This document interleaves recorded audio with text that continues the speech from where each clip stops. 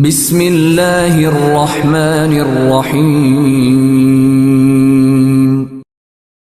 یا الہی انت ربی ذو الجلال والاکرام۔ قسط نمبر 21 غزنی کی آبرو 409 ہجری 1019 عیسوی۔ حج میں چند مہینے باقی تھے۔ حج کو جانے والوں کے قافلے تیار ہو رہے تھے۔ ہر علاقے کے سینکڑوں لوگ اکٹھے ہو جاتے اور گھوڑوں، خچروں اور اونٹوں پر اور پیدل قافلے کی صورت میں حج کو جایا کرتے تھے۔ ان قافلوں میں تاجر بھی شامل ہو جایا کرتے تھے۔ بعض مسافر اپنے بیوی بچوں کو بھی ساتھ رکھتے تھے۔ قافلہ جتنا چھوٹا ہوتا تھا اس پر ڈاکوؤں کے حملے کا اتنا ہی زیادہ خطرہ ہوتا تھا، اس لیے قافلے بہت بڑے ہوتے تھے۔ جوں جوں قافلے بڑھتے جاتے تھے ان میں مسافر شامل ہوتے جاتے تھے۔ اس کے مطابق ڈاکوؤں نے بھی اپنے گروہوں کی نفری بڑھا لی تھی۔ آگے چل کر سلطان صلاح الدین ایوبی رحمۃ اللہ علیہ کے دور میں صلیبیوں نے اپنی فوجی دستوں سے حاجیوں کے قافلے کو لوٹنا شروع کر دیا تھا۔ معروف مورخ محمد قاسم فرشتہ نے بہت سے مورخوں کے حوالوں سے لکھا ہے کہ حماد بن علی نام کا ایک عرب سلطان محمود غزنوی کے دور کا طاقتور رہزن تھا۔ اس نے عرب ممالک کے پسماندہ قبائل میں سے اپنا ایک گروہ بنا رکھا تھا جو قافلوں کو لوٹتا تھا۔ اس کا یہ گروہ ایک فوج بنتا جا رہا تھا۔ وہ عرب علاقوں میں حاجیوں کے قافلوں کو روکتا اور مال و دولت اور نوجوان لڑکیاں اڑا لے جاتا تھا۔ 2-3 قافلے غزنی کے بھی لوٹے گئے تھے۔ محمود غزنوی کو اطلاع ملی تھی، لیکن اسے ہندوستان کی جنگیں اور اپنے ہاں کی خانہ جنگی مہلت نہیں دیتی تھی کہ ڈاکوؤں کے انسداد کے لیے کچھ کرتا۔ اس کے علاوہ غزنی کے قافلے عرب کے دور دراز علاقوں میں لوٹے گئے تھے جو سلطان محمود کی دسترس سے باہر تھے۔ فرشتہ نے اس دور کی تحریروں کی شہادت پر لکھا ہے کہ سلطان محمود کے دور میں القادر باللہ عباسی خلیفہ تھا اور خلافت کی گدی بغداد میں تھی۔ خلافت اب اقتدار کی گدی بن کے رہ گئی تھی۔ القادر باللہ ایک علاقے کا حکمران بھی تھا جس کے دفاع اور توسیع کے لیے وہ کوشاں رہتا تھا۔ اس کی یہ کوشش درپردہ ہوتی تھی۔ اقتدار پرستی اور شہنشاہیت کے لیے جھوٹ اور فریب ضروری ہوتا تھا۔ چنانچہ قافلہ بعض سازشوں کا خالق تھا۔ سلطان محمود کے ساتھ بھی اس کی ایک ٹکر ہو چکی تھی۔ مورخ لکھتے ہیں کہ خلیفہ القادر باللہ کو معلوم تھا کہ عرب کے بعض قبائل جو بدو کہلاتے ہیں حماد بن علی کی قیادت میں قافلوں کو لوٹتے ہیں، لیکن خلیفہ دانستہ نگاہیں پھیرے ہوئے تھا۔ انہی دنوں جب ہر علاقے میں حاجیوں کے قافلے تیار ہو رہے تھے، بغداد میں حماد بن علی خلیفہ کے ایک سالار کے گھر میں بیٹھا تھا۔ اس کے ساتھ 2 بڑی حسین لڑکیاں تھیں جو کچھ دیر وہاں خاموش بیٹھی رہیں۔ سالار انہیں دیکھتا اور مسکراتا رہا۔ ان لڑکیوں کے علاوہ حماد بن علی کچھ اور تحفے بھی لایا تھا۔ تھوڑی دیر بعد لڑکیاں اور تحفے کسی اور کمرے میں چلے گئے۔ سالار اور حماد اکیلے رہ گئے۔ خلیفہ کے مزاج کیسے ہیں؟ حماد نے پوچھا۔ حج کا موسم آ رہا ہے۔ خلیفہ کے مزاج پہلے کی طرح میرے ہی ہاتھ میں ہیں، سالار نے جواب دیا۔ مجھے معلوم تھا حج سے پہلے تم آؤ گے، ہمارا حصہ ہمیں مل جائے۔ خلیفہ کی پرواہ نہ کرو، اسے خلافت کی گدی سے پیار ہے اور اسے ایسے مشیروں اور درباریوں کی ضرورت ہے جو اسے یقین دلاتے رہیں کہ وہ ساری دنیا کا بادشاہ ہے اور اس کی رعایا اس سے بہت خوش ہے۔ یہ کام ہم کر رہے ہیں۔ اس کی نظر میں تم بہت بڑے تاجر ہو جس کی تجارت غزنی سے ہندوستان اور مصر تک پھیلی ہوئی ہے۔ اب میں اپنی تجارت غزنی تک پھیلانا چاہتا ہوں، حماد بن علی نے کہا۔ وہاں سے مجھے خبر ملی ہے کہ سینکڑوں آدمیوں کا قافلہ حج کے لیے آ رہا ہے۔ اس کی تعداد بڑھتی جائے گی۔ مجھے یہ بھی بتایا گیا ہے کہ اس قافلے میں ہندوستان کی دولت آ رہی ہے۔ کیا یہ صحیح ہے کہ غزنی کا سلطان محمود ہندوستان کے خزانے خالی کر لایا ہے؟ اس کے تحفے خلیفہ کے پاس بھی پہنچ چکے ہیں۔ خلیفہ کے سالار نے جواب دیا۔ یہ صحیح ہے کہ سلطان محمود ہندوستان سے اتنے زر و جواہرات اور درہم و دینار ساتھ لایا ہے جو تمہارے اور میرے تصوروں میں بھی نہیں آ سکتے، اور مجھے بتایا گیا ہے کہ اس نے اپنی فوج کو مال غنیمت سے مالا مال کر دیا ہے۔ حماد نے کہا۔ ان فوجیوں کے لواحقین حج کے لیے آ رہے ہیں۔ ہندوستان کا قیمتی سامان ان کے ساتھ آ رہا ہے جو ہماری منڈیوں میں فروخت ہوگا۔ قافلے کے ساتھ غزنی کے وہ تاجر بھی آ رہے ہیں جنہوں نے سلطان کی فوج سے سامان خریدا ہے۔ ایسا قافلہ اس سے پہلے میرے ہاتھ کبھی نہیں آیا تھا۔ اب میری توجہ اسی قافلے پر مرکوز ہے۔ میں آپ کے پاس اس لیے آیا ہوں کہ آپ مجھے یقین دلائیں کہ میں اس قافلے پر ہاتھ ڈالوں تو خلیفہ میری گردن نہیں پکڑے گا۔ میں جانتا ہوں کہ خلیفہ سلطان محمود سے ڈرتا ہے۔ کیا میں نے تمہیں بتایا نہیں کہ خلیفہ تمہیں تاجر سمجھتا ہے؟ سالار نے کہا۔ کون جان سکے گا کہ غزنی کے قافلے کا تم نے صفایا کیا ہے؟ ہاں، تمہیں ایک احتیاط کرنی پڑے گی۔ قافلہ بہت بڑا ہے، اس لیے تمہارے ساتھ بہت سے آدمی ہونے چاہیے۔ یہ بھی ہو سکتا ہے کہ سلطان محمود قافلے کے ساتھ فوج کا ایک دستہ بھی بھیج دے۔ وہ پکا مسلمان ہے اور سنا ہے کہ وہ حج کے لیے جانے والوں اور حج سے واپس آنے والوں کا بہت احترام کرتا ہے اور انہیں ہر طرح کی سہولت دیتا ہے۔ اب تو میں بھی فوج اکٹھی کر سکتا ہوں، حماد بن علی نے کہا۔ تمام قبیلے میرے زیر اثر ہیں۔ میں 700-800 نفری بڑی آسانی سے لے آؤں گا۔ کیا آپ ان قبیلوں سے واقف نہیں؟ اور پھر میں آمنے سامنے آ کر للکار کر تھوڑے ہی لڑوں گا، میں گھات لگاؤں گا۔ کسی پہاڑی علاقے میں؟ سالار نے پوچھا۔ نہیں، کیت کے ریگستان میں، حماد نے جواب دیا۔ آپ کیسے سالار ہیں؟ کیا آپ ریگستان کی گھات نہیں جانتے؟ جب قافلے پر اچانک حملہ ہوگا تو قافلے والے ادھر ادھر بھاگیں گے، انہیں چھپنے کی کوئی جگہ نہیں ملے گی۔ میں کیت کے ریگستان سے واقف ہوں۔ ایک علاقہ ریتیلے ٹیلوں کا ہے، اس کی بھول بھلائیوں سے صرف ہمارے قبیلے واقف ہیں۔ کوئی اجنبی ان میں پھنس جائے تو اسے باہر نکلنے کا کوئی راستہ نہیں ملتا۔ اس پھندے میں غزنی کی فوج بھی نہیں لڑ سکتی۔ میرے ساتھ جو قبائلی ہیں وہ انسان نہیں، جن ہیں۔ آپ مجھے خلیفہ سے ملوا دیں، اس کی خدمت میں بھی کچھ پیش کر دوں۔ خلیفہ القادر باللہ عباسی اپنے خاص کمرے میں بیٹھا تھا اور اس کا سالار جو اس کا منظور نظر تھا اسے بتا رہا تھا کہ حماد بن علی اس سے ملنے آیا ہے۔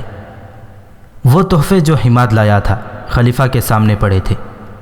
سالار نے حماد کی بہت تعریف کی اور خلیفہ کو بتایا کہ حماد بن علی بڑے کام کا آدمی ہے۔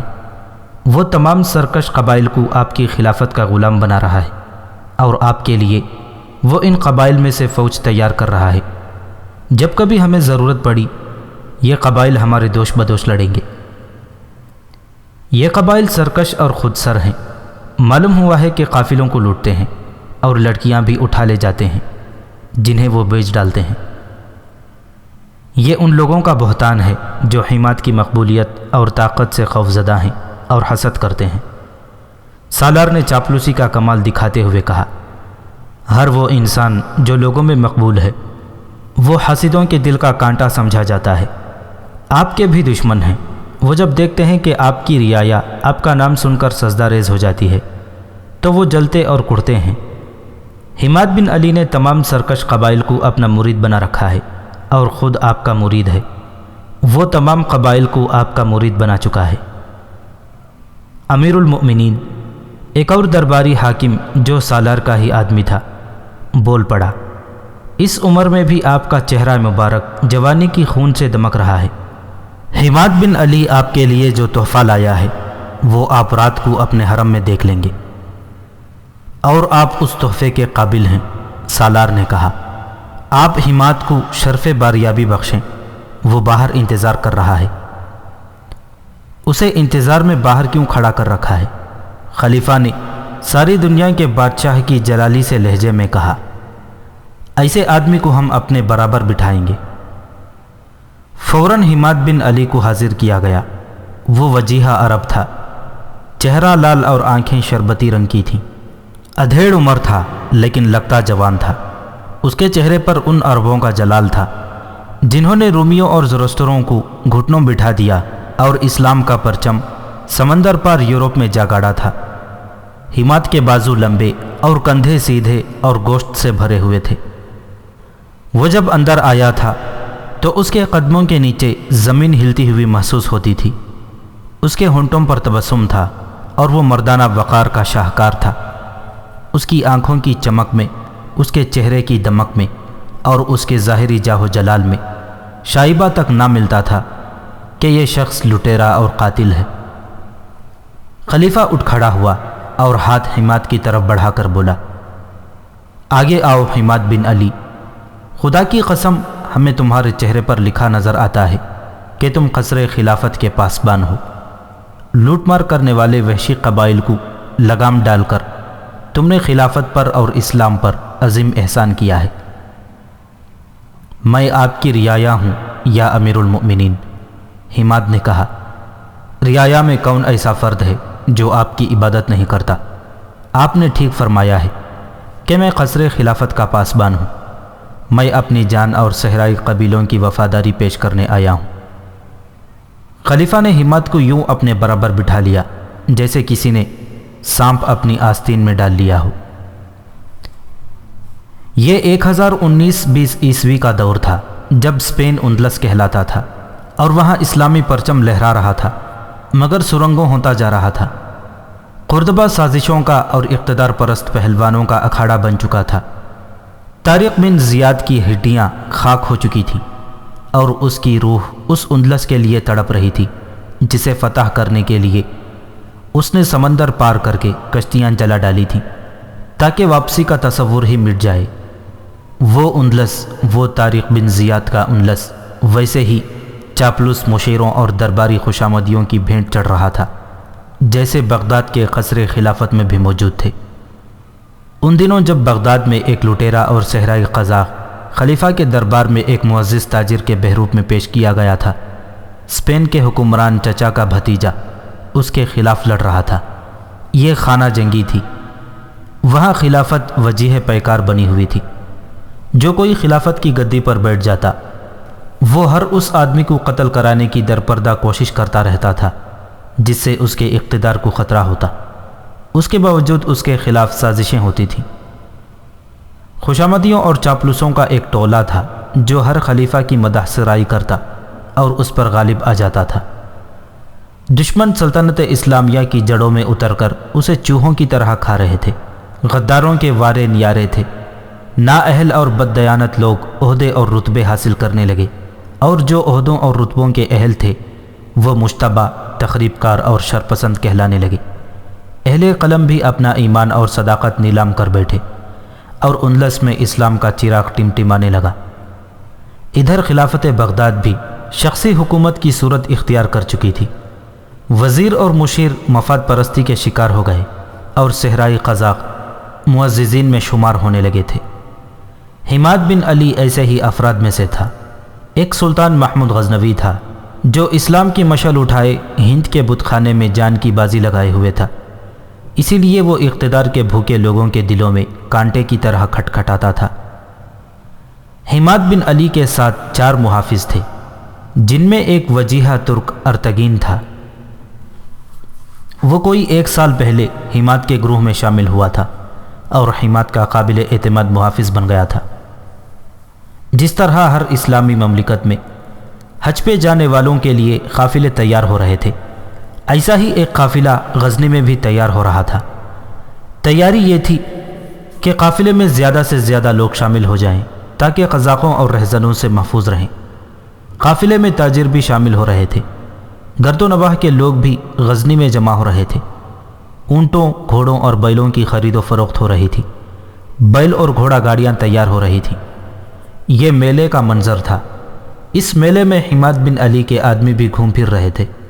وہ جائزہ لے رہے تھے کہ قافلے کے ساتھ کتنا مال جا رہا ہے اور جو لوگ ساتھ جا رہے ہیں وہ مزاحمت کے قابل ہیں یا نہیں۔ قافلے کو 1.5 ماہ بعد روانہ ہونا تھا۔ عرب کے صحرا میں کہیں ایک نخلستان تھا، وسیع اور سرسبز۔ وہاں خیمے لگے ہوئے تھے، مشعلیں جل رہی تھیں۔ خیموں کا ایک شہر آباد ہو گیا تھا۔ خیموں سے ذرا پرے 100 آدمی گول دائرے میں زمین پر بیٹھے تھے۔ ایک جگہ قالین بچھے تھے، ان پر حماد بن علی بیٹھا تھا۔ وہاں بھی مشعلیں اور قندیلیں جل رہی تھیں۔ گول دائرے میں ایک رقاصہ ناچ رہی تھی۔ 3-4 خوبصورت اور جوان عورتیں حماد کے ساتھ بیٹھے ہوئے آدمیوں کو شراب پیش کر رہی تھیں۔ ان کے کندھے، سینے اور نصف پیٹھیں ننگی تھیں۔ انہوں نے جو لمبے فراق پہن رکھے تھے ان پر ستارے سے چمک رہے تھے۔ ان عورتوں کی چال ایسی تھی جیسے ریت پر تیر رہی ہوں۔ مہمانوں کے آگے سالم بکرے روسٹ کر کے رکھے ہوئے تھے۔ رقاصہ کا رقص اور اس کے ساتھ صحرائی ساز وجد آفرین تھے۔ یہ الف لیلہ کی ایک بڑی ہی حسین اور پراسرار رات تھی۔ صحرا کا یہ حصہ عام گزرگاہ سے بہت دور تھا۔ یہ حماد بن علی کی دنیا تھی، اور اس دنیا میں جو ریت کے سمندر میں جزیرے کی مانند تھی اسی کی بادشاہی تھی۔ اس کے پاس بیٹھے ہوئے لوگ عرب کے سرکش اور آزاد قبائل کے سردار اور سرکردہ لوگ تھے۔ ان کے انداز بتا رہے تھے کہ یہ کسی قانون کے پابند نہیں، اور ان کے دلوں میں خدا کا خوف بھی نہیں۔ اس محفل میں اتنی حسین لڑکیاں کسی اور ہی جہاں کی مخلوق لگتی تھیں۔ رات شراب اور عیاشی میں بہتی ڈوبتی اور ابھر ابھر کر ڈوبتی گزر گئی۔ سورج ابھرا تو یہ لوگ سو گئے، اور جب سورج صحرا کو جھلساتا ہوا ڈوب گیا تو یہ پراسرار لوگ جاگ اٹھے اور اسی کھلی جگہ جا بیٹھے جہاں رات رقص اور شراب کی محفل جمی تھی، مگر آج رات وہاں کوئی رقاصہ نہیں تھی۔ شراب پلانے والی عورتیں موجود تھیں۔ میرے عزیز دوستوں، حماد بن علی نے سب سے مخاطب ہو کر کہا، حاجیوں کے قافلے چلنے والے ہیں اور دور کے قافلے بھی چل پڑے ہوں گے، مگر اب بہت بڑا شکار آ رہا ہے۔ یہ غزنی کا قافلہ ہے، اس کے ساتھ ہندوستان کا مال غنیمت آ رہا ہے۔ تم نے اس سے پہلے غزنی کے قافلے مارے ہیں، مگر اتنا مال ہاتھ نہیں آیا تھا۔ مجھے اطلاع ملی ہے کہ اب جو قافلہ آ رہا ہے وہ تمہیں برسوں کے لیے مالا مال کر دے گا، مگر اس قافلے پر ہاتھ ڈالنا آسان نہیں ہوگا۔ قافلے میں 1500 سے زیادہ لوگ ہوں گے، سب مسلح ہوں گے اور ان میں فوجی بھی ہوں گے۔ اس قافلے میں چند ایک آدمیوں کا گروہ ہاتھ نہیں ڈال سکتا۔ ہم سب کو مل کر ایک فوج کی طرح حملہ کرنا ہوگا۔ کیا تم لوگ مجھے بتا سکتے ہو کہ ہر ایک کتنے آدمی اپنے ساتھ لا سکتا ہے؟ 1000 ایک آدمی نے ہاتھ اٹھا کر کہا۔ 600 ایک اور نے کہا۔ 400 ہر ایک نے بتایا کہ وہ کتنے آدمی لا سکتا ہے۔ یہ تعداد 5000 بن گئی۔ یہ یاد رکھو کہ ہمیں 5000 قزاق نہیں سپاہی درکار ہیں، حماد بن علی نے کہا۔ ہو سکتا ہے ہمیں ایسی ضرورت پیش نہ آئے، لیکن ہمیں باقاعدہ لڑائی کے لیے تیار رہنا چاہیے۔ میں بغداد سے آ رہا ہوں۔ مجھے خلیفہ کے ایک سالار نے بتایا ہے کہ غزنی کا سلطان، جس کا نام محمود ہے، حاجیوں کی بہت عزت کرتا ہے اور ان کا بہت خیال رکھتا ہے۔ ہو سکتا ہے وہ اتنے بڑے قافلے کے ساتھ فوج کا ایک دستہ بھیج دے۔ ہر سردار نے پرجوش آواز میں حماد کو یقین دلا دیا کہ وہ اپنے ساتھ ایسے جنگجو لا رہا ہے جو غزنی کی فوج کو کاٹ کر رکھ دیں گے۔ اگر تم واقعی سپاہی بن کر آؤ گے تو تمہیں ایک اور انعام ملے گا، حماد بن علی نے کہا۔ اس کے پاس ایک بڑی ہی خوبصورت لڑکی بیٹھی تھی۔ یہ لڑکی 1 سال سے اس کے پاس تھی۔ اس نے لڑکی کے سر پر ہاتھ رکھ کر کہا، یہ غزنی کے حسن کا نمونہ ہے۔ غزنی کے قافلے کے ساتھ ایسی بہت سی لڑکیاں آ رہی ہیں، پورے کنبے آ رہے ہیں۔ یہ ایسا انعام ہے جو تمہیں اور کہیں سے نہیں ملے گا۔ لڑکی جو مسکرا رہی تھی سنجیدہ ہو گئی اور اس کا چہرہ سرخ ہو گیا۔ حماد بن علی سب کو بتانے لگا کہ قافلے پر کس مقام پر حملہ کرنا ہے۔ حماد کے پیچھے اس کا باڈی گارڈ ارتگین کھڑا تھا۔ وہاں محافظ کو ساتھ رکھنے کی ضرورت نہیں تھی، لیکن وہ ان قبائل کا بادشاہ تھا اور بادشاہ اپنے ساتھ محافظ رکھا کرتے تھے۔ جب حماد قبائل کے سرداروں سے مخاطب تھا، لڑکی نے نظر بچا کر ارتگین کی طرف دیکھا۔ ارتگین کا چہرہ بے تاثر تھا۔ لڑکی نے اسے گھور کر دیکھا تو ارتگین کے چہرے کا رنگ بدل گیا، جیسے اس سے کوئی غلطی سرزد ہو گئی ہو۔ قبائلی سرداروں نے غزنی کے قافلے پر حملے کا منصوبہ طے کر لیا اور انہوں نے کیت کے ریگستان کو حملے کے لیے موزوں سمجھا۔ اسی رات کا واقعہ ہے کہ حماد بن علی گہری نیند سو گیا تھا۔ دوسرے خیمے میں غزنی کی یہ لڑکی، جس کا نام سبیلا تھا، جاگ رہی تھی۔ اس کی نیند اڑ گئی تھی۔ خیمہ گاہ پر موت کا سکوت طاری تھا۔ ان لوگوں کو کوئی غم نہیں تھا، کوئی خطرہ نہیں تھا۔ انہیں پہرا کھڑا کرنے کی ضرورت نہیں تھی۔ رہزنی اور قزاقی ان کا پیشہ تھا۔ وہ وحشی تھے، ان تک قانون کا ہاتھ نہیں پہنچ سکتا تھا۔ سبیلا نے اٹھ کر اپنے خیمے کا پردہ ذرا سا ہٹایا اور باہر دیکھا۔ باہر تاریکی تھی، وہ کسی کے انتظار میں تھی۔ وہ پھر لیٹ گئی۔ کچھ دیر بعد پھر اٹھی اور خیمے کا پردہ ہٹا کر دیکھا، اور اس کی نظریں ایک دوسرے کے ساتھ کھڑے 2 درختوں پر رک گئیں۔ ان کے پس منظر میں ستاروں بھرا آسمان تھا۔ دیکھتے ہی دیکھتے دونوں درختوں کے درمیان ایک انسانی سایہ آ رکا۔ کوئی آدمی وہاں آ کھڑا ہوا تھا۔ سبیلا نے ایک مردانہ چغا اپنے اوپر ڈالا اور خیمے سے نکل کر دبے پاؤں کھجور کے ان 2 درختوں کی طرف چل پڑی۔ سایہ درختوں کے درمیان سے غائب ہو گیا۔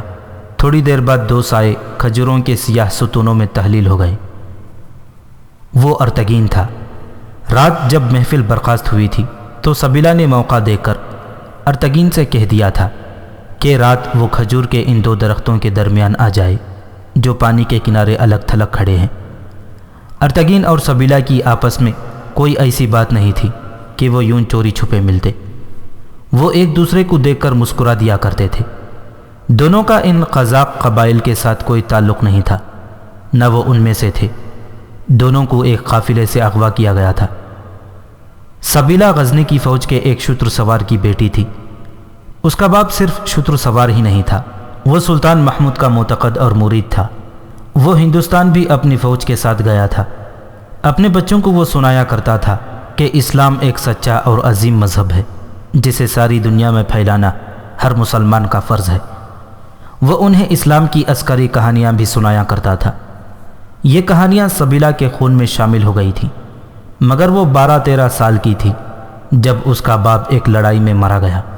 سبیلا کی ماں نے اپنے خاوند کے ایک دوست کے ساتھ شادی کر لی۔ اس کے پہلے بچے بھی تھے جن کے ساتھ اسے بہت پیار تھا۔ وہ انہی میں مگن رہا۔ سبیلا اور اس کے چھوٹے 2 بھائیوں کو وہ پیار اور شفقت نہ دے سکا۔ سبیلا کی عمر 16-17 سال ہوئی تو سوتیلے باپ نے اسے خاصی بڑی عمر کے ایک آدمی کے ساتھ بیاہ دیا۔ اس آدمی کی پہلے ہی 2 بیویاں تھیں۔ سبیلا کے سوتیلے باپ نے دراصل اس آدمی سے نقد رقم وصول کر لی تھی۔ سبیلا کا خاوند رتبے والا دولت مند آدمی تھا۔ وہ شراب بھی پیتا تھا۔ ارتگین اس آدمی کا خاص ملازم تھا۔ وہ چونکہ شہ سوار تھا، تیر انداز اور تیغ زن بھی تھا، اس لیے آقا نے اسے اپنا محافظ بھی بنا رکھا تھا۔ ارتگین ترک غلام تھا۔ اس کا بچپن اور لڑکپن غلامی میں گزرا تھا۔ وہ جب جوانی میں داخل ہوا تو اس کا قد بد اور چہرے کا حسن نکھر آیا۔ اس کے سابقہ مالک نے اس کی وجاہت سے متاثر ہو کر اسے گھوڑ سواری، تیر اندازی اور تیغ زنی سکھا کر اپنا محافظ بنا لیا تھا۔ اس دور میں اپنے ساتھ ایک محافظ رکھنا بہت بڑا اعزاز سمجھا جاتا تھا۔ اس آقا کی موت کے بعد اسے ایک اور ایسے ہی دولت مند نے خرید لیا۔ اس آقا نے چند برسوں بعد ایک تاجر کی بیٹی کے ساتھ شادی کی اور اس کے عوض ارتگین اسے تحفے کے طور پر دے دیا۔ آخر میں وہ اس آدمی کے ہاتھ فروخت ہوا جس کے ساتھ سبیلا کی شادی ہوئی تھی۔ سبیلا کا ارتگین کے ساتھ اتنا ہی تعلق تھا کہ وہ اس کے خاوند کا محافظ اور خاص ملازم تھا۔ 1 سال قبل سبیلا کا خاوند ایک قافلے کے ساتھ کہیں جا رہا تھا کہ راستے میں ڈاکوؤں نے گھیر لیا۔ قافلے والوں نے مقابلہ کیا مگر انہوں نے ہتھیار ڈالنے میں دیر نہ کی۔ ارتگین ابھی تک مقابلے میں ڈٹا ہوا تھا۔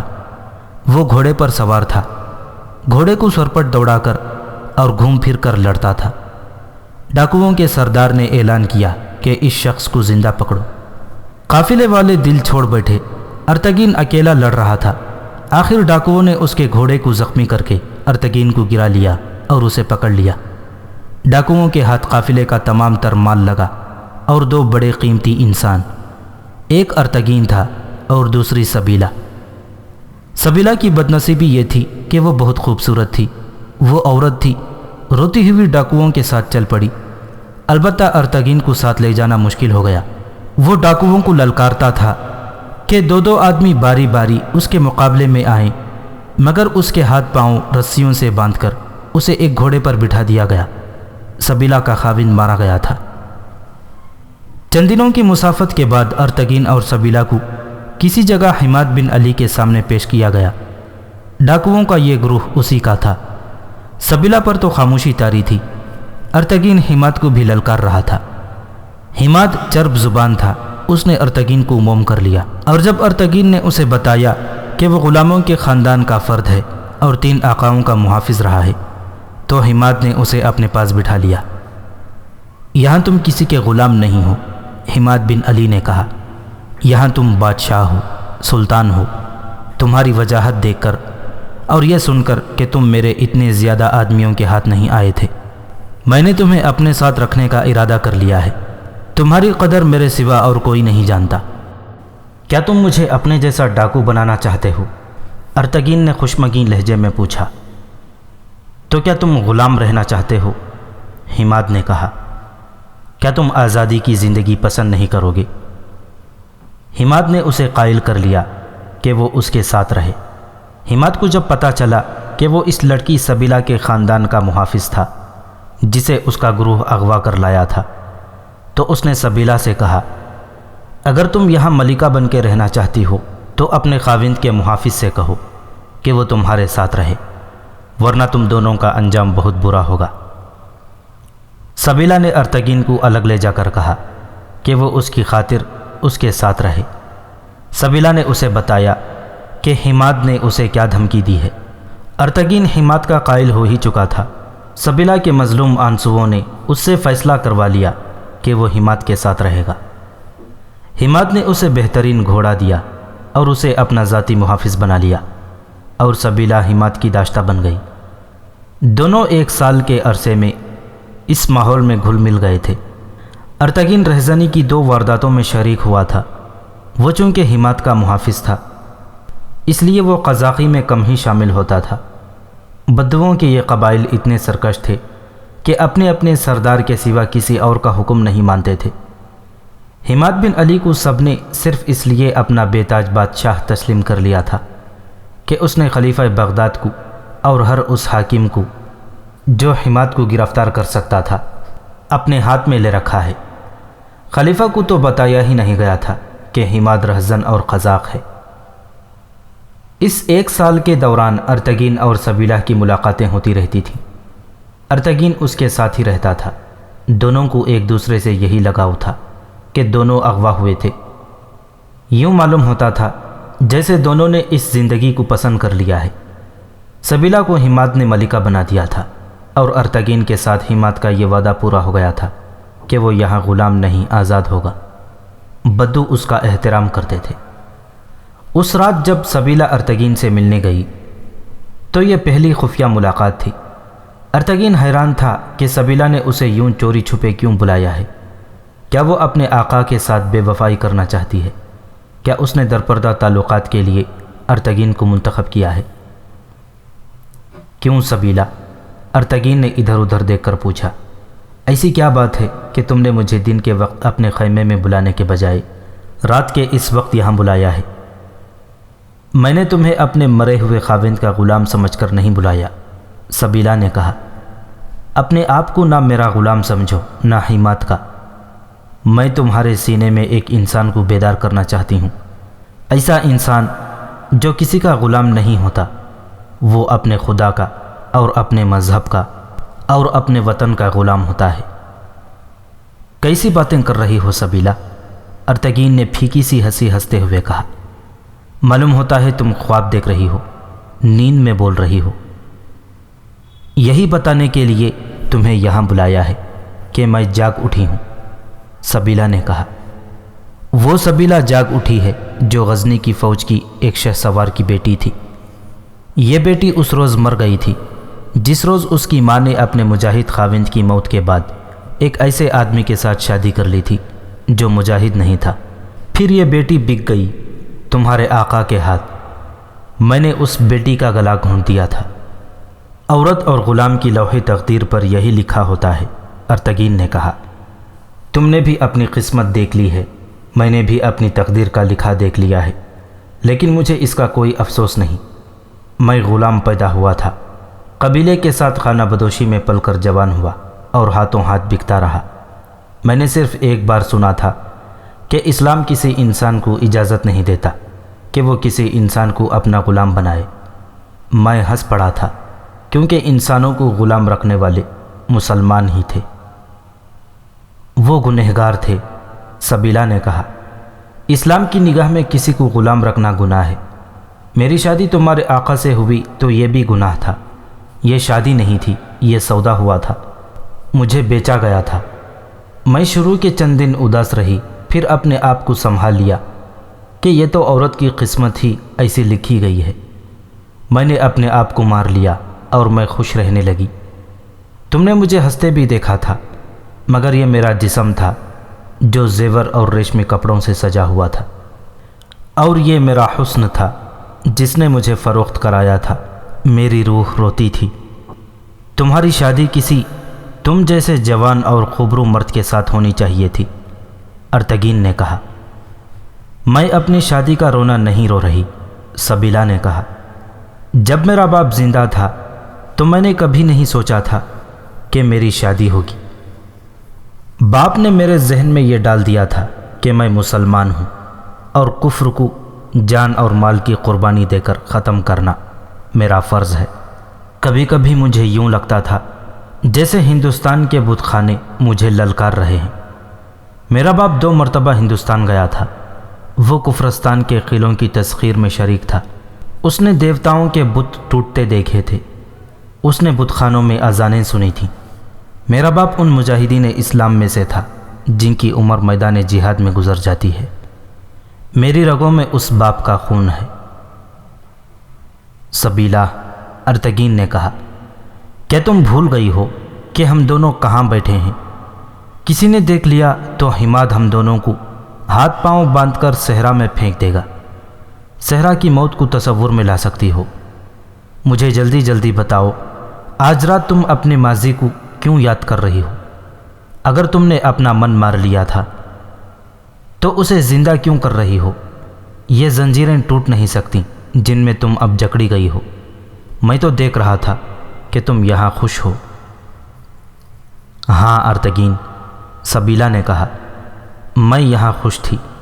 اگر انسان صرف گوشت اور ہڈیوں کا مجسمہ ہے تو میں یہاں بہت خوش تھی، مگر رات میرا مجسمہ مر گیا اور روح زندہ ہو گئی ہے۔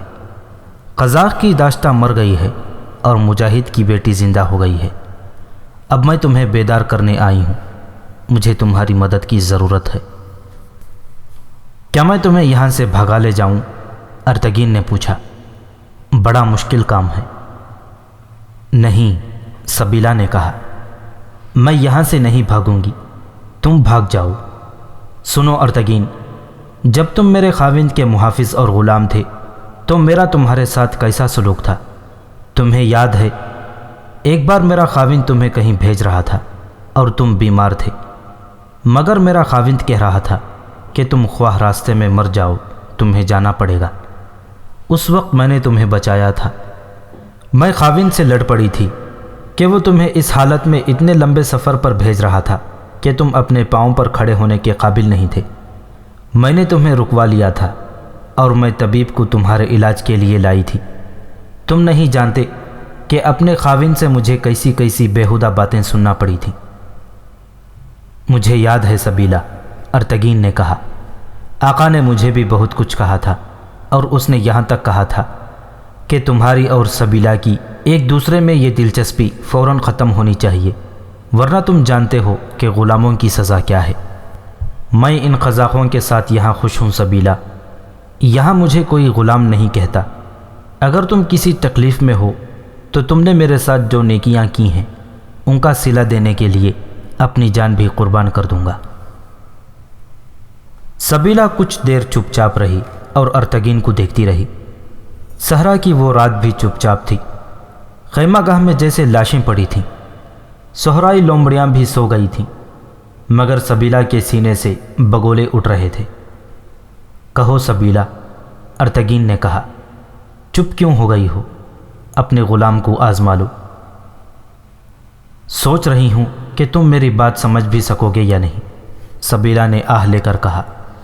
کہہ دیتی ہوں، سن لو۔ مجھے اپنی ذات کے لیے کچھ نہیں چاہیے، کوئی صلہ نہیں چاہیے۔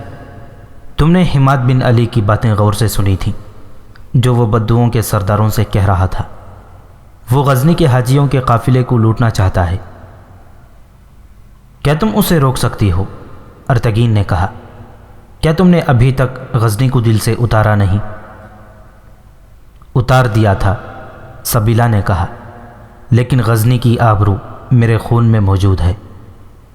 حماد جب غزنی کا قافلہ لوٹنے کی باتیں کر رہا تھا تو میں نے کچھ بھی محسوس نہ کیا، مگر جب اس نے میرے سر پر ہاتھ رکھ کر کہا کہ یہ غزنی کے حسن کا نمونہ ہے اور یہ تمہارا انعام ہوگا، اور غزنی کے قافلے کے ساتھ ایسی بہت سی لڑکیاں ہوں گی، تو میرا جسم کانپ اٹھا، جیسے ہوا کا بڑا ہی سرد جھونکا آیا ہو یا زمین ہل گئی ہو۔ میرا مجاہد باب میری آنکھوں کے سامنے آ گیا۔ اس کی وہ باتیں مجھے سنائی دینے لگیں جو وہ 12-13 برس کی عمر تک مجھے سناتا رہا۔ میں عورت تھی۔ حماد کی زبان کا تیر میرے دل میں اتر گیا۔ میں اس پر جوابی حملہ نہ کر سکی۔ تم نے شاید اسی بات سے خفا ہو کر میری طرف دیکھا تھا، ارتگین نے پوچھا۔ ہاں، سبیلا نے کہا۔ میرے سینے میں انتقام کا شعلہ بھڑک اٹھا تھا، اور اس وقت خدا کے بعد صرف تم تھے جس کی طرف میں دیکھ سکتی تھی، مگر تمہارا چہرہ بتا رہا تھا کہ تم نے کچھ بھی محسوس نہیں کیا۔ میں نے اسی وقت سوچ لیا تھا کہ تمہیں تنہائی میں بلاؤں گی اور تمہارے دل میں بھی اس مٹی کی آبرو کا احساس بیدار کروں گی جس نے تمہیں جنم دیا تھا۔ میں نے یہ بھی سوچا تھا کہ میں بے بس اور مجبور ہوں، اور قزاق قبیلوں کے اس بادشاہ کا میں کچھ نہیں بگاڑ سکتی۔ یہ چوٹ برداشت کرنے کا بھی ارادہ کیا تھا، مگر حماد کے خیمے میں جا کر اس نے مجھے بدمست اور مخمور نگاہوں سے دیکھا، اور جب میں نے اس کے جسم کی تپش محسوس کی تو میرے سینے کے شعلے پھر بھڑک اٹھے۔ ارتگین خاموش تھا، جیسے وہ کچھ سن ہی نہ رہا ہو۔ سن رہے ہو ارتگین؟ سن رہا ہوں، ارتگین نے کہا۔ تمہارے انتقام کے شعلے بے بس اور مجبور ہیں۔ حماد نے کہا، سبیلا، سنا ہے غزنی کا سلطان محمود اپنے آپ کو بت شکن کہلاتا ہے۔ اس نے قہقہا لگا کر کہا، محمود مجھ جیسا لٹیرا ہے، ڈاکو زن ہے، میں کسی روز اس بت شکن کا بت توڑ دوں گا۔ یہ سن کر میرا خون کھول اٹھا۔ وہ جب گہری نیند سو گیا تو میں نے اس کا خنجر نکال لیا۔ میرے ہاتھ کانپ رہے تھے۔ میں نے شمع کی روشنی میں اندازہ کر لیا کہ اس شخص کا دل کہاں ہے۔ میں اسے ایک ہی وار میں ٹھنڈا کر دینا چاہتی تھی۔ پھر میرے ہاتھ ساکن ہو گئے۔ مجھے اطمینان ہونے لگا کہ میں غزنی کی توہین کا اور غزنی کے سلطان کی توہین کا انتقام لے رہی ہوں۔ میرا ہاتھ اوپر اٹھا اور ایسے لگا کہ کسی غیبی ہاتھ نے میرا ہاتھ پکڑ لیا ہو۔ مجھے آواز سنائی دی، اس ایک شخص کو قتل کر کے نہ تم زندہ رہ سکتی ہو، نہ ان بدوؤں سے غزنی کے قافلے میں آنے والی بیٹیوں کو بچا سکتی ہو۔ صبح یہ وحشی اور درندے اپنے بادشاہ کے خون کا جو انتقام تم سے لیں گے اسے تصور میں لاؤ۔ میرا ہاتھ رک گیا۔ میں نے سوچا، بہت سوچا۔ میں کوئی جرم نہیں کر رہی تھی، اس لیے عقل میرا ساتھ نہیں دے رہی تھی۔ مجھے یاد آ گیا کہ میں نے تمہیں بلا رکھا ہے، تم سے بات کر کے کچھ کروں گی۔ ارتگین، غزنی کی بیٹیاں قزاقوں کی داشتائیں نہیں بنیں گی۔ سلطان محمود قزاق اور لٹیرا نہیں، میں ان بیٹیوں کی آبرو بچانے کے لیے کفارہ ادا کروں گی۔ کیا حماد بن علی کو میرے ہاتھوں قتل کرانا چاہتی ہو؟ نہیں، سبیلا نے جواب دیا۔ اس ایک آدمی کے قتل سے کچھ حاصل نہ ہوگا۔ یہ مر گیا تو بھی یہ لوگ غزنی کے قافلے کو لوٹیں گے۔ میں نے یہ سوچا ہے کہ تم یہاں سے نکل جاؤ، میں یہیں رہوں گی۔ اگر میں بھی تمہارے ساتھ نکل بھاگی تو یہ لوگ ہمارا پیچھا کریں گے۔ تم مرد ہو، گھوڑا تیز دوڑا سکتے ہو، سفر کی سختیاں برداشت کر سکتے ہو، میں شاید نہ کر سکوں۔ میں تمہارے لیے بوجھ نہ بن جاؤں۔ رفتار سست ہوئی تو ہم پکڑے بھی جائیں گے۔ یہ لوگ میرا پیچھا کر سکتے ہیں، ارتگین نے کہا۔ انہیں یہ خطرہ ہوگا کہ میں غزنی جا کر اطلاع دے دوں گا کہ راستے میں قافلے پر حملہ ہوگا، اور سلطان محمود قافلے کے ساتھ فوج کے 1-2 دستے بھیج دے گا۔ اس کے باوجود تم چلے جاؤ، سبیلا نے کہا۔ ہمیں خطرہ تو مول لینا ہی ہوگا، تم ڈر رہے ہو، تمہارا ڈر بجا ہے۔ تمہاری کوئی بیٹی نہیں، تمہاری کوئی بہن نہیں، میں تمہاری بہن ہوتی تو تم میری عزت پر مر مٹتے۔ ارتگین، غزنی کی مٹی تمہاری بیٹی ہے، تمہاری بہن اور تمہاری ماں ہے۔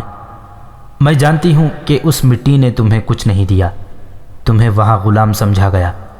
میں اچھی طرح سمجھتی ہوں کہ جس ملک کے حکمران اپنی رعایا کو بھوکا اور ننگا رکھتے ہیں اور اسے ان حقوق سے محروم رکھتے ہیں جو انسانوں کو خدا نے دیے ہیں، تو ان انسانوں کے دلوں سے اپنے وطن اور اپنے مذہب کی محبت نکل جاتی ہے، وہاں بھائی بھائی کا دشمن ہو جاتا ہے۔ میں تمہیں یقین دلاتی ہوں کہ تم سلطان محمود کے پاس پہنچ گئے اور اسے یہ بتایا کہ تم غلام تھے تو وہ تمہیں گلے لگا لے گا۔ سبیلا نے کہا، پھر تم غلام نہیں رہو گے، تم سلطان کی نگاہ میں اور خدا کی نگاہ میں بھی قابل احترام انسان بن جاؤ گی۔ اپنے آپ میں غیرت بیدار کرو ارتگین، اپنے وطن اور اپنے مذہب کی بیٹیاں وطن کی آبرو ہوتی ہیں، وہ قومیں ذلیل و خوار ہوتی ہیں جو اپنی بیٹیوں کی ناموس کو فراموش کر دیتی ہے۔ میں تمہاری ایک بات بھی نہیں سمجھ سکا سبیلا، ارتگین نے کہا۔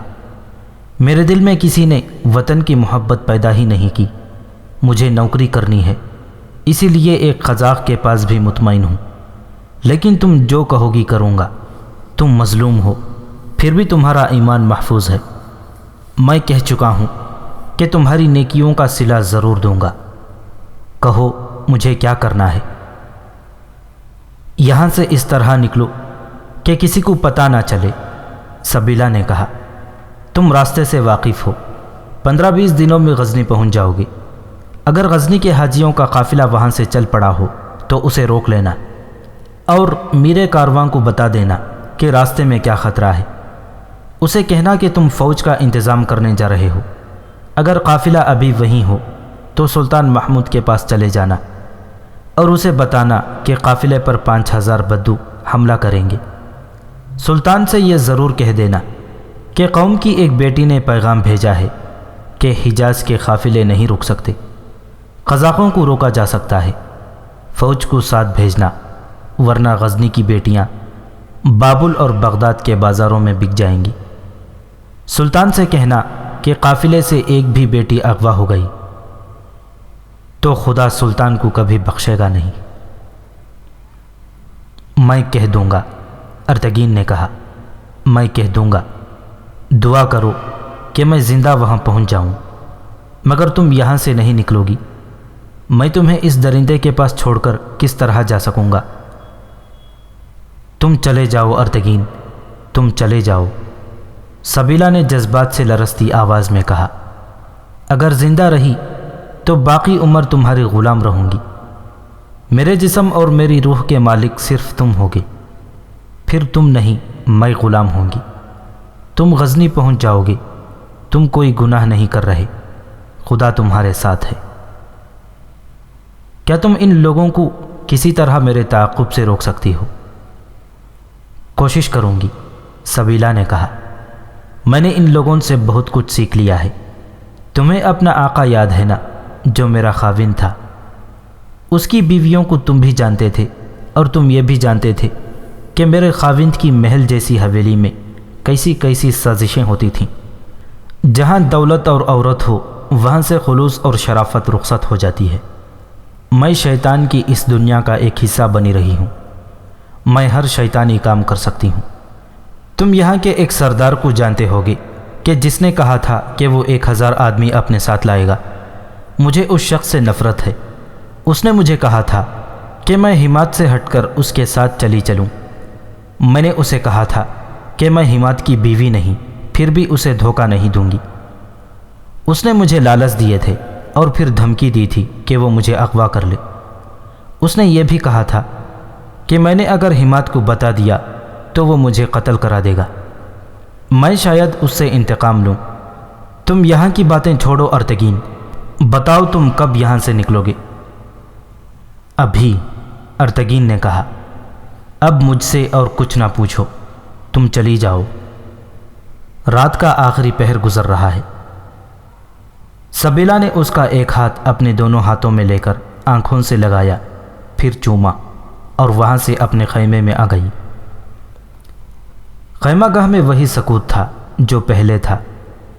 ان لوگوں کو جاگنے کی کوئی جلدی نہیں تھی۔ ارتگین ان کے بے تاج بادشاہ کا خاص محافظ تھا۔ اسے خیمہ گاہ میں گھومتے پھرتے کوئی گھوڑا یا اونٹ کھولتے کوئی نہیں روک سکتا تھا۔ جس خیمے میں کھانے پینے کا سامان پڑا تھا وہاں سے کچھ اٹھانے میں بھی اسے کوئی ٹوک نہیں سکتا تھا۔ اس نے جب دیکھا کہ سبیلا اپنے خیمے میں پہنچ گئی ہوگی، وہ اپنے خیمے میں گیا، برچھی، تلوار، کمان اور ترکش اٹھائی، کچھ کپڑے لیے، سفری تھیلے اٹھائے اور رسد والے خیمے میں چلا گیا۔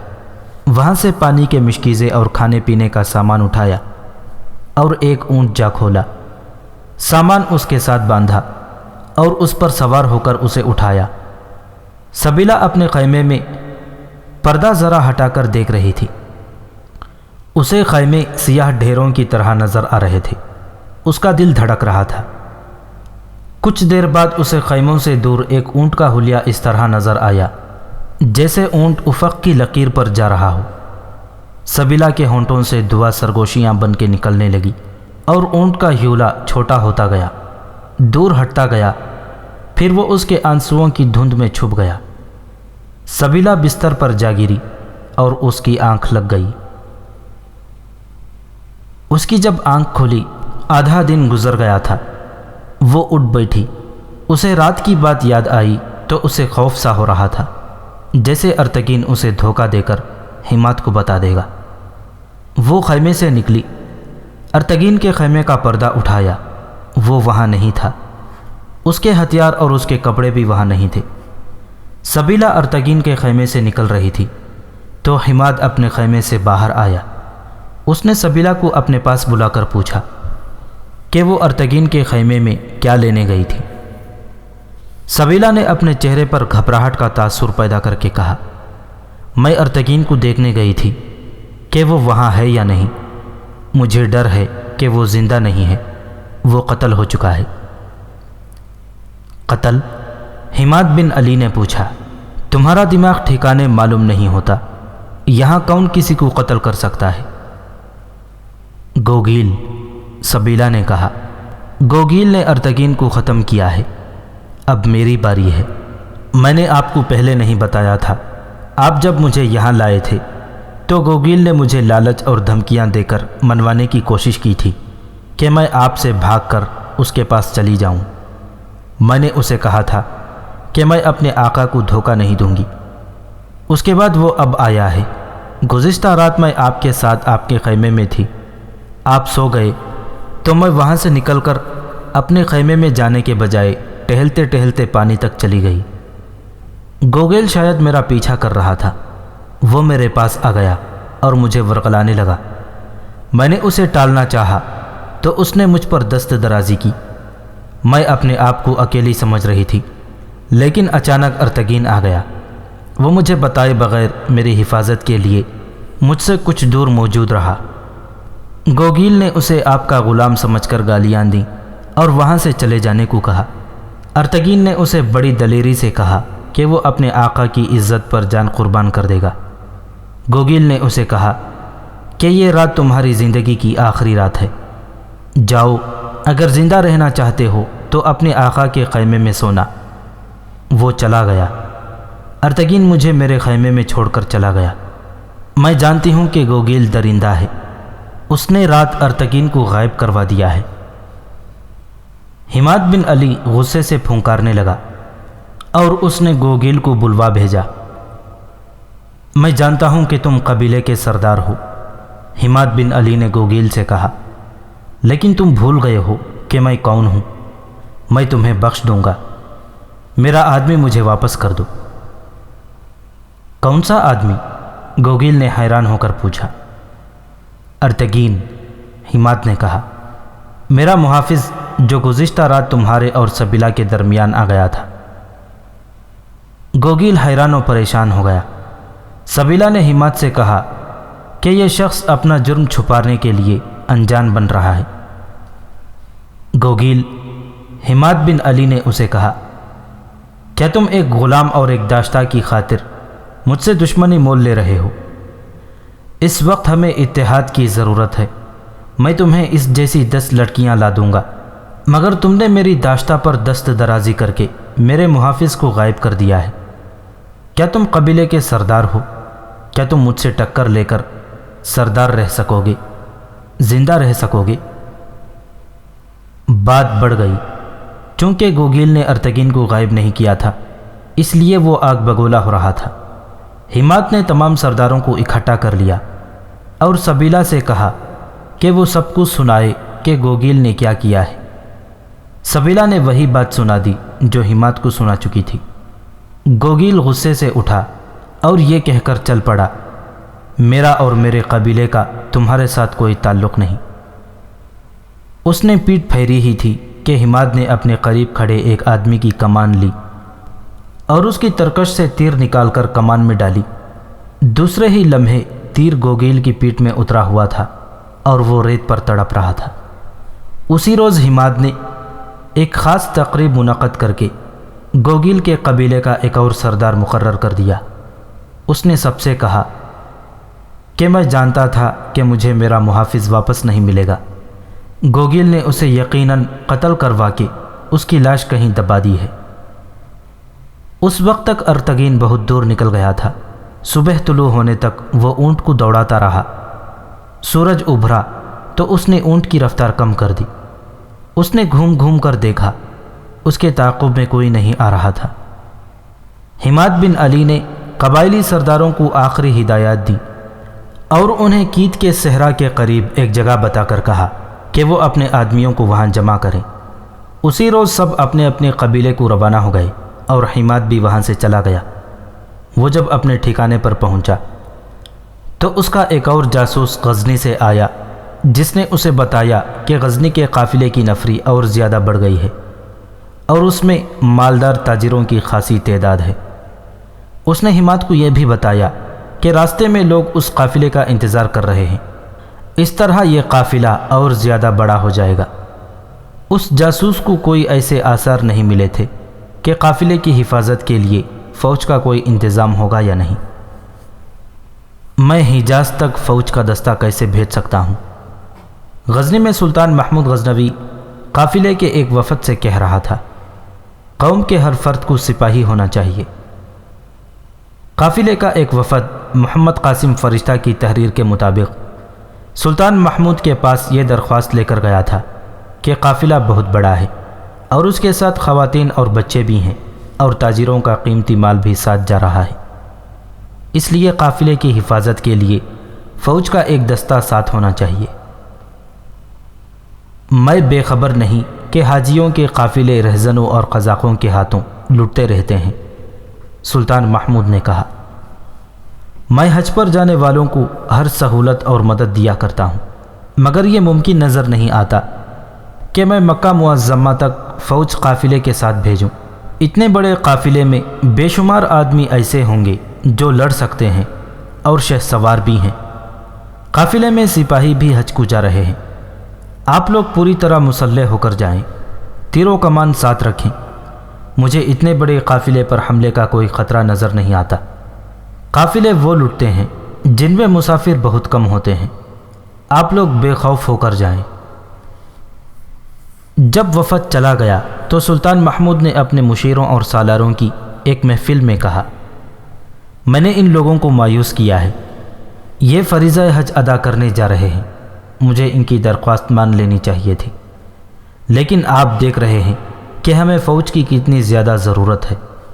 یہاں کے حالات ٹھیک نہیں، سرحدوں پر ہر وقت خطرہ موجود رہتا ہے۔ ابھی 2-3 دن گزرے، ہندوستان سے تشویشناک خبریں آئی ہیں۔ میں آپ کو بتا چکا ہوں کہ قنوج کا مہاراجہ راجیہ پال جو وہاں سے بھاگ گیا تھا، ہمارے قلعے دار کے پاس گیا اور اس نے ہماری شرائط تسلیم کرنے کا معاہدہ کیا اور قنوج سے کچھ دور اپنی نئی راجدھانی بنانے کی اجازت مانگی ہے۔ میں اس سے تاوان اور باج وصول کروں گا اور اسے نئی راجدھانی بنانے کی اجازت دے دوں گا، مگر وہاں کے 3 مہاراجے کالنجر، گوالیار اور لاہور مہاراجہ راجیپال کے دشمن بن گئے ہیں۔ قنوج سے پیغام آیا ہے کہ یہ مہاراجہ قنوج کو اپنے ساتھ ملانے کی کوشش کر رہے ہیں اور انہوں نے ہمیں فیصلہ کن شکست دینے کے لیے متحدہ محاذ بنا لیا ہے۔ معلوم نہیں کب ہمیں ہندوستان کو کوچ کرنا پڑے۔ قافلہ روانہ ہونے والا تھا۔ سلطان محمود کے پاس جو وفد گیا تھا اس کے ارکان نے قافلے کے تمام مسافروں سے کہہ دیا تھا کہ وہ مسلح ہو کر چلیں۔ ہتھیار اکٹھے کرنے کے لیے قافلے کی روانگی 1-2 دنوں کے لیے ملتوی ہو گئی، اور اس وقت سلطان محمود کو اطلاع دی گئی کہ ارتگین نام کا ایک آدمی بڑی بری حالت میں آیا ہے۔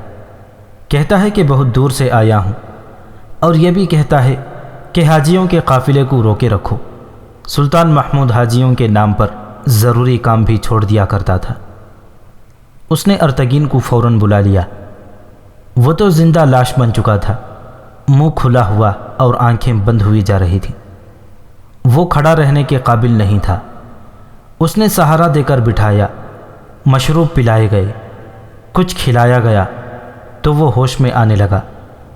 وہ اچانک اٹھ کھڑا ہوا اور کمرے میں تیز تیز ٹہلنے لگا۔ سلطان غزنی اور خراسان سے گستاخی کی معافی چاہتا ہوں، ارتگین نے کہا۔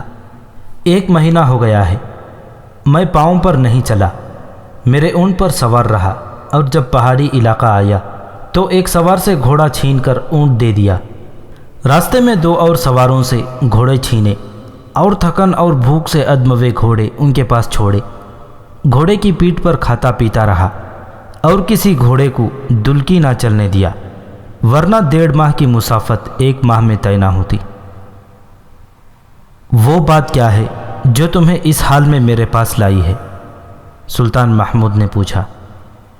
اگر آپ حجاز کے قافلے کے ساتھ فوج کے 2 دستے نہیں بھیج سکتے تو قافلے کو غزنی سے باہر نہ نکلنے دینا، ارتگین نے کہا۔ کیت کے صحرا میں قافلے کو لوٹنے کے لیے قزاقوں کا وہ گروہ، بلکہ وہ فوج خیمہ زن ہے جسے خلیفہ بغداد کی پشت پناہی حاصل ہے۔ خلیفہ بغداد کی پشت پناہی۔ اگر سلطان غزنی کو ایک غلام کی بات پسند نہیں آئی تو غلام جان بخشی چاہتا ہے، ارتگین نے کہا۔ اگر خلیفہ کی پشت پناہی نہیں تو اس کے سالاروں اور حاکموں کی مدد حاصل ہوگی۔ اگر یہ بھی نہیں تو اسے جھوٹ نہ سمجھنا کہ تمام بدو قبیلے ایک شخص حماد بن علی کی قیادت میں غزنی کے قافلے کو کیت کے صحرا میں اس جگہ جہاں ٹیلے زیادہ ہیں لوٹ لیں گے اور لڑکیوں کو اٹھا لے جائیں گے۔ حماد بن علی بغداد گیا تھا، میں چونکہ اس کے ساتھ تھا اس لیے میں یقین کے ساتھ کہہ رہا ہوں کہ وہ پہلے خلیفہ کے ایک سالار اور 2 بڑے حاکموں سے ملا تھا، پھر وہ اسے خلیفہ کے پاس لے گئے تھے۔ ارتگین نے سلطان محمود کو تفصیل سے بتا دیا کہ حماد بن علی نے کس طرح اور کہاں بدو قبائل کے سرداروں کو اکٹھا کیا اور قافلے پر حملے کا منصوبہ طے کیا ہے۔ قزاقوں کی تعداد 5000 ہوگی۔ 5000؟ سلطان محمود حیرت زدہ ہو گیا۔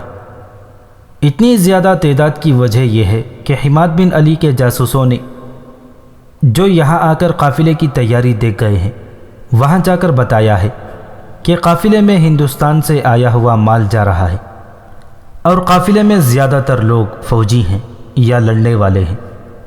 ارتگین نے کہا۔ قافلے کی نفری 1500 بتائی گئی ہے۔ قافلے میں کوئی فوجی نہیں ہے، سلطان محمود نے کہا۔ اگر فوجیوں کو حج کی فرصت ہوتی تو سب سے پہلے میں جاتا۔ وہ گہری سوچ میں کھو گیا اور بولا، میں حجاز کے قافلے کو نہیں روک سکتا۔ اگر میں خود حج پر نہیں جا سکتا تو جانے والوں کے جان و مال کی حفاظت میرے فرائض میں ہے۔ میں حاجیوں کی سلامتی کی خاطر سلطنت غزنی کی سلامتی خطرے میں ڈال سکتا ہوں۔ وہ بولتے بولتے رک گیا اور اس نے ارتگین کو بڑی غور سے دیکھتے ہوئے پوچھا، لیکن میں نے تم سے یہ پوچھا ہی نہیں کہ تم کون ہو، اور تم جو قزاقوں کے سرغنہ کے خاص آدمی ہو، دل میں ہمارے قافلے کی ہمدردی کس طرح لے آئے ہو؟ کیا تم اللہ کے اس سپاہی کو دھوکہ دے سکو گے جس کے نام سے ہندوستان کے دیوتاؤں کے بت کام جاتے ہیں۔ غزنی کی ایک بیٹی جو بہت بڑے دھوکے کا شکار ہے، غزنی کی بیٹیوں کے لیے کفارہ ادا کرنا چاہتی ہے۔ ارتگین نے کہا، وہ آبرو باختہ غزنی کی آبرو کو بچانے کے لیے اپنے سلطان کو پکار رہی ہے۔ میں ایک غلام ہوں، ابن غلام ہوں، ترک ہوں، لیکن جنم غزنی کی مٹی میں لیا ہے۔ اس لڑکی نے جس کا نام سبیلا ہے اور جس کا باپ آپ کی فوج میں شتر سوار تھا اور شہید ہو گیا ہے، مجھ جیسے غلام کے دل میں غزنی کی مٹی کی عظمت پیدا کر دی ہے۔ اگر سلطان عالی مقام کا دل مضبوط ہے تو سنیں۔ ارتگین نے اپنا ماضی اور پھر سبیلا کی زندگی کی کہانی سلطان محمود کو سنا دی اور اسے تفصیل سے سنایا کہ سبیلا نے اسے کس طرح غزنی آنے کے لیے تیار کیا تھا۔ سلطان محمود کی آنکھیں آنسوؤں سے بھر گئیں۔ جس قوم کی بیٹیاں اس مجبوری کی حالت میں بھی اپنے ایمان اور کردار کو مرنے نہ دیں، اس قوم کو کوئی شکست نہیں دے سکتا۔ سلطان محمود نے کہا اور اپنے سامنے بیٹھے ہوئے حاکموں وغیرہ سے مخاطب ہو کر کہا، تم اپنی ابھرتی ہوئی نسل کو گناہوں میں ڈبو دو، لیکن روایات جو خون میں شامل ہو گئی ہیں وہ ایک نہ ایک دن رنگ لائیں گی، اور تم۔ سلطان نے ارتگین کی طرف ہاتھ کر کے کہا، تم غلام نہیں ہو، آگے آؤ۔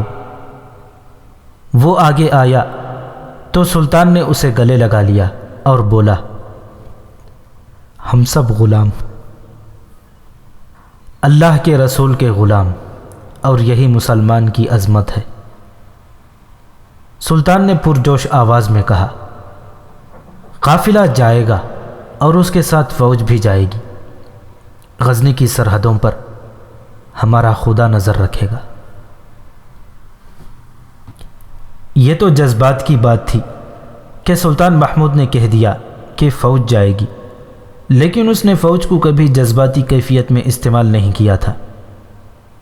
اس نے 2 سالاروں اور مشیروں کو بلایا، غزنی کی سرحدوں کی اندرونی حالات کی اور ہندوستان سے آنے والے پیغامات کی صورتحال پر بات چیت کی اور جائزہ لیا کہ قزاقوں کی تعداد اگر 5000 ہے تو فوج کی کتنی نفری ساتھ بھیجی جائے۔ سلطان محمود نے کہا کہ بدو گھوڑے اور اونٹ دوڑاتے ہوئے لڑتے ہیں اور وہ بھاگنے کا راستہ بھی صاف رکھتے ہیں، اس لیے قافلے کے ساتھ چھاپا مار دستہ اور ایک دستہ تیر اندازوں کا بھیجا جائے۔ اس وقت کی کسی بھی تحریر سے یہ پتہ نہیں چلتا کہ یہ فیصلہ کیوں کیا گیا کہ جو دستے قافلے کے ساتھ بھیجے گئے ان کی قیادت کسی سالار کے بجائے قاضی القضات ابو محمد کو دی گئی۔ محمد قاسم فرشتہ نے مختلف مورخوں اور اپنی تحقیق کے حوالوں سے یہ 3 نام حماد بن علی، ارتگین اور قاضی القضات ابو محمد وثوق سے لکھے ہیں۔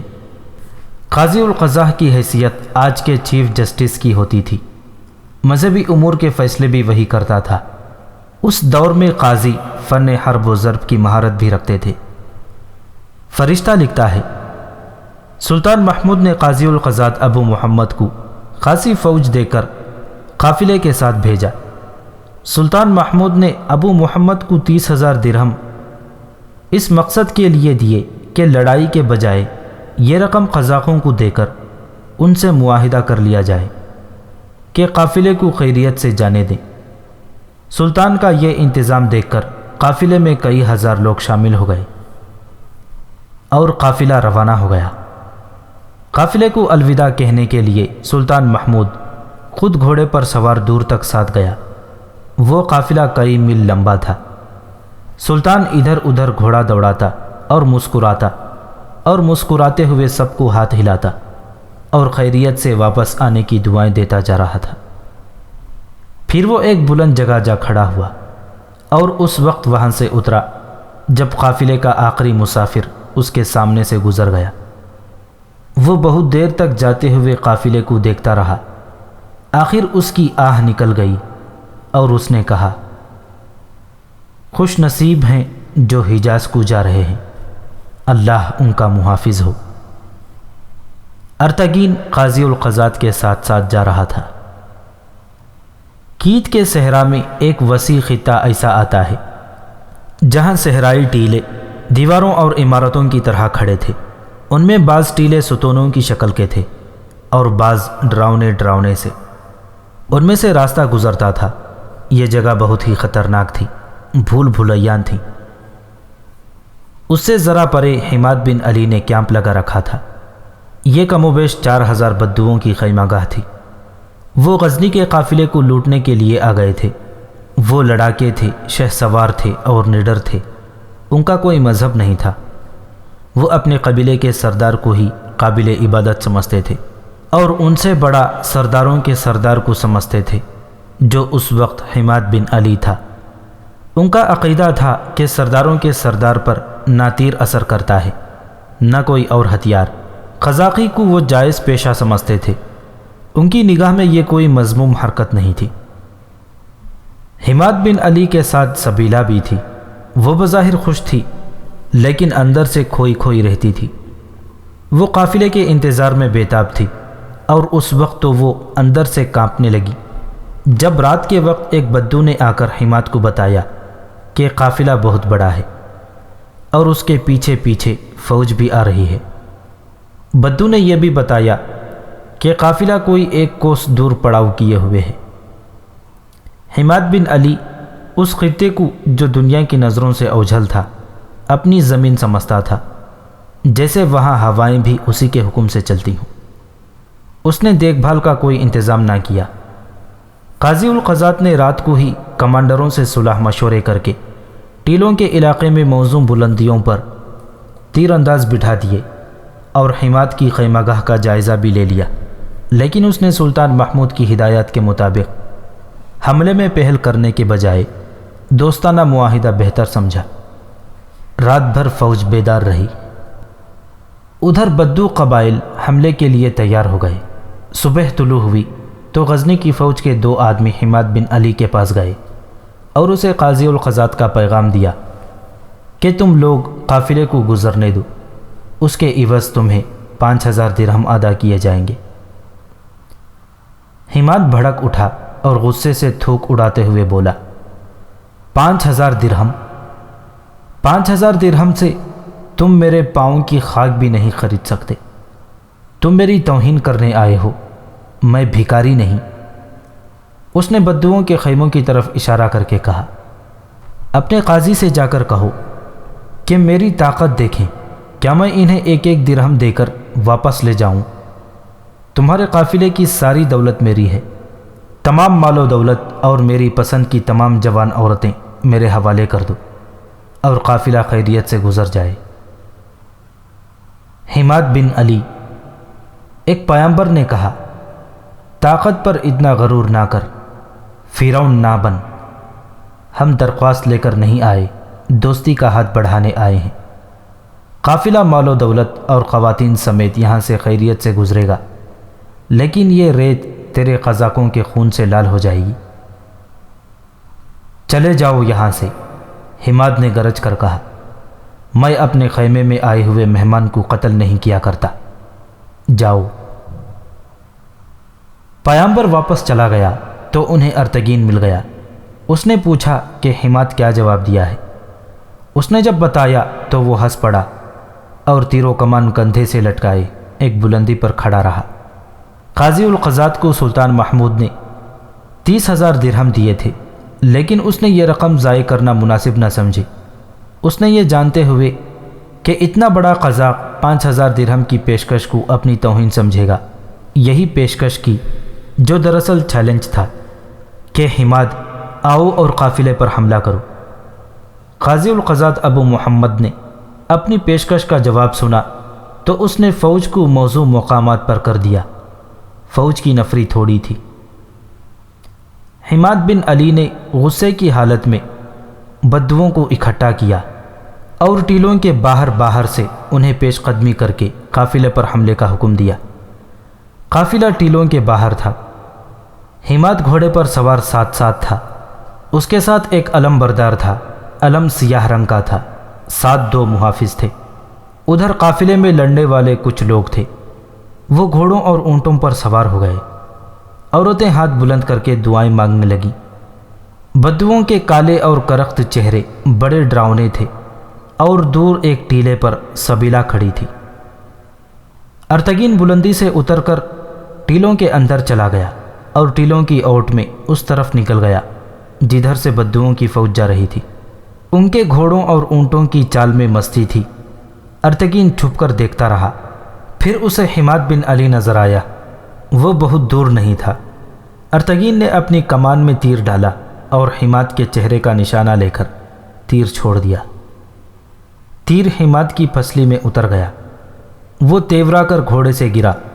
اس کے محافظ ابھی دیکھ ہی رہے تھے کہ یہ کیا ہوا ہے کہ ایک تیر علم بردار کی گردن میں دائیں سے لگا اور بائیں کو نکل گیا۔ یہ تیر بھی ارتگین کا تھا۔ پرچم گر پڑا۔ ارتگین دوڑ کر ٹیلے پر چڑھا اور بڑی ہی بلند آواز سے چلانے لگا، خدا کی قسم میں نے حماد بن علی کو مار ڈالا ہے۔ غزنی کی آبرو کی قسم، بدوؤں کا پرچم گر پڑا ہے۔ اپنے سرداروں کے سردار کو اور اپنے علم کو گرتا دیکھ کر قبائلیوں میں بھگدڑ مچ گئی۔ تب قاضی القضاء ابو محمد نے فوج کو حملے کا حکم دے دیا۔ ارتگین نے اسے پہلے ہی بتا دیا تھا کہ وہ حماد کو پہچانتا ہے اور وہ سب سے پہلے اسے مارنے کی کوشش کرے گا۔ ابو محمد نے اسے کہا تھا کہ اگر وہ اسے حملے سے پہلے مار لے تو للکار کر آواز دے۔ خدا نے ان کا یہ منصوبہ کامیاب کر دیا۔ اس کے بعد جو کچھ ہوا وہ بدوؤں کا قتل عام تھا۔ وہ اب اپنے آپ کو بچانے کے لیے لڑ رہے تھے اور اس کوشش میں وہ ٹیلوں کے اندر آ گئے جہاں وہ سمجھتے تھے کہ چھپ سکیں گے، مگر ابو محمد نے وہاں پہلے ہی ٹیلوں پر تیر انداز بٹھا رکھے تھے۔ ان میں سے جو بدو باہر کو بھاگے انہیں تعاقب کر کے ختم کیا گیا۔ اس خاک و خون میں ٹیلوں کے اندر گھوڑوں کے شور اور زخمیوں کی چیخ و پکار میں ایک نسوانی آواز سنائی دے رہی تھی، ارتگین ارتگین۔ یہ سبیلا کی پکار تھی۔ اسے غزنی کا ایک سوار اٹھا کر گھوڑے پر نہ ڈال لیتا تو وہ گھوڑوں تلے روندی جاتی۔ دوپہر تک کیت کا معرکہ ختم ہو چکا تھا۔ اس سے آگے قافلے کے ساتھ فوج کا چھوٹا سا ایک محافظ دستہ بھیجا گیا۔ قاضی القضاء باقی فوج کو واپس غزنی لے گیا۔ اس کے ساتھ بدوؤں کے بے شمار گھوڑے اور اونٹ تھے جن پر ان کے خیمے اور دیگر سامان لدا ہوا تھا۔ ارتگین، ابو محمد نے راستے میں اسے کہا، تم غلام نہیں ہو اور تم سبیلا، غزنی کی نہیں، اسلام کی آبرو ہو۔ اسلام زندہ رہے گا۔